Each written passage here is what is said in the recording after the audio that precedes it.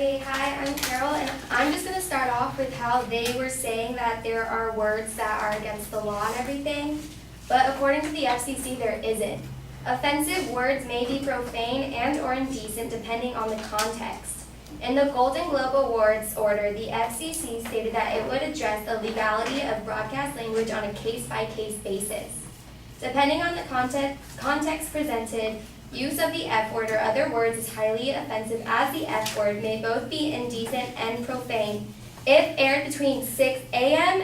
and between 6 if they were aired between 6 a.m. and 10 p.m.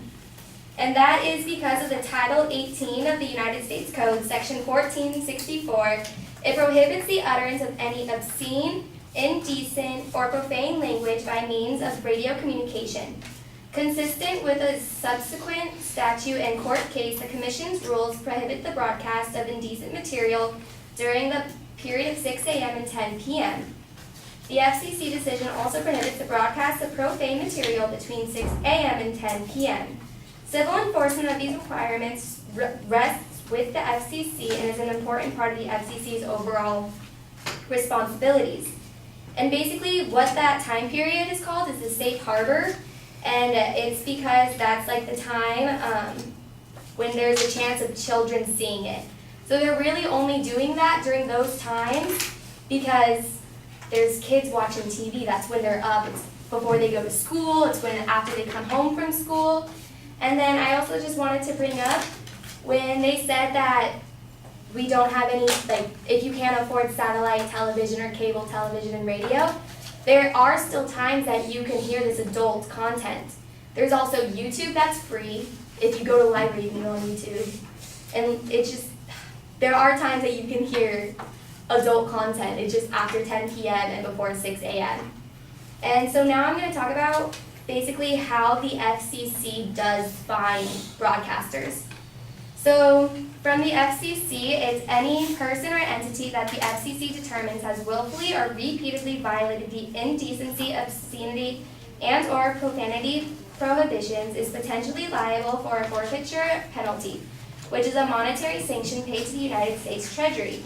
To impose such a penalty, the FCC must first issue a notice of apparent liability for forfeiture containing the FCC's preliminary findings and the amount of the proposed forfeiture.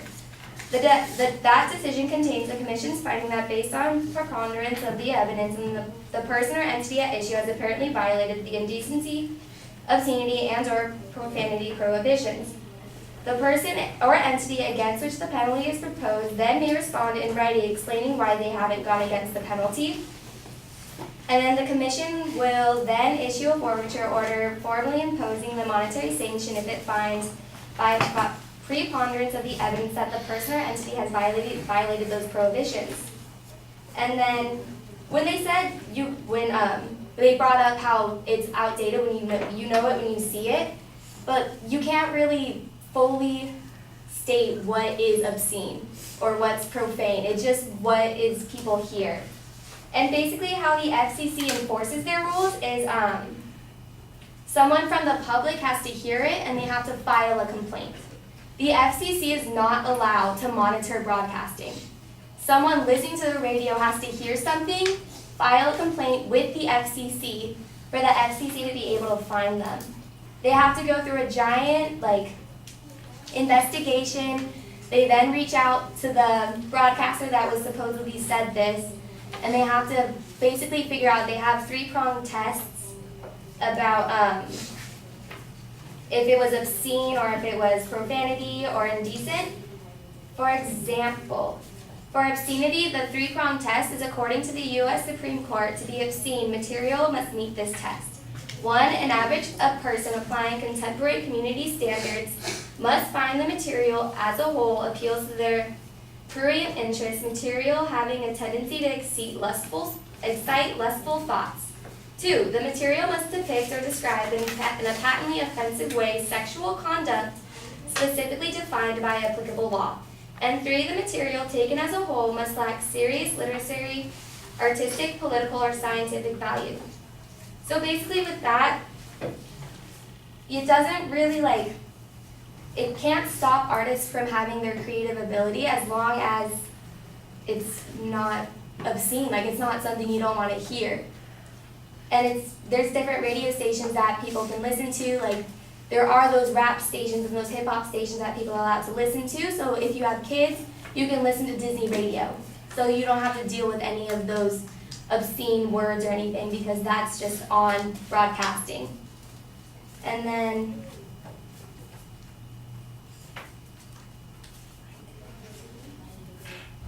I'm just going to talk about how the FCC factors, like how their rules apply. The factors in determining how FCC rules apply include the specific nature of the content, the time of day that it was broadcasted, and the context in which the broadcast took place. Broadcasting obscene context is prohibited by law at all times of day. So no matter what, you can't have anything obscene in your content, but you are allowed to have indecent and profane content.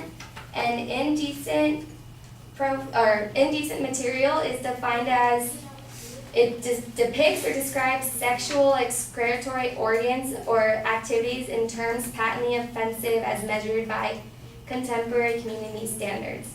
So it's always, all of these cases are always case by case. It's not just set rules that happen, and the public listening has to be the one to file a complaint. The FCC is not allowed to monitor broadcasting. Thank you.